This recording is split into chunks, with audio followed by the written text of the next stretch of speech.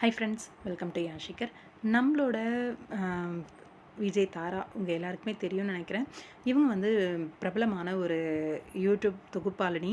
ரொம்பவே சூப்பராக தொகுத்து வழங்கக்கூடிய நடிகை, ஆக்ட்ரஸும் கூட. ஒரு சில சீரியல்ஸில் வந்து ஆங்கராக வந்து என்ட்ரியும் கொடுத்துருக்காங்க அப்படின்னு நினைக்கிறேன். ரொம்ப நல்ல ஒரு சூப்பரான ஒரு கான்வர்சேஷன், அதாவது இன்டர்வியூலாம் எடுத்தாங்க அப்படின்னா அவங்களுக்கு ஒரு கம்ஃபர்டபுள் ஜோன் கொடுத்து ரொம்பவே சூப்பராக கேள்விகள்லாம் கேட்டு அசத்தக்கூடிய ஒரு பிரபலம். எல்லாருக்குமே பிடிச்சமான ஒரு தொகுப்பாளினி. இவங்களோட இன்ஸ்டாகிராம் பேஜில் ரீசெண்டாக அவங்களோட காதலரோட இருக்க ஒரு பிக் வந்து ஷேர் பண்ணியிருந்தாங்க. அதை ஷேர் பண்ணி போஸ்ட் பண்ணவே நிறைய சின்னத்திரை பிரபலங்கள் எல்லாமும் வாழ்த்தெல்லாம் சொல்லியிருந்தாங்க.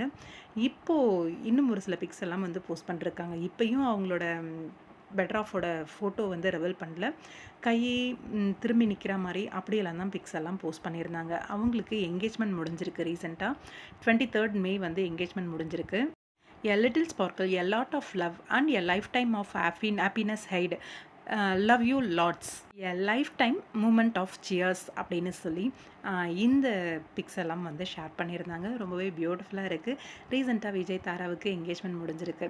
ஆனால் அவங்களோட வருங்கால கணவர் யாருன்னு இப்போ வரைக்கும் ஃபேஸை வந்து ரிவீல் பண்ணலை. மேபி அது ஒரு ஸ்பெஷலாக ஃபோட்டோஷூட் மாதிரி எடுத்து ஷேர் பண்ணுறதுக்கு வாய்ப்பு இருக்குதுன்னு நினைக்கிறேன்.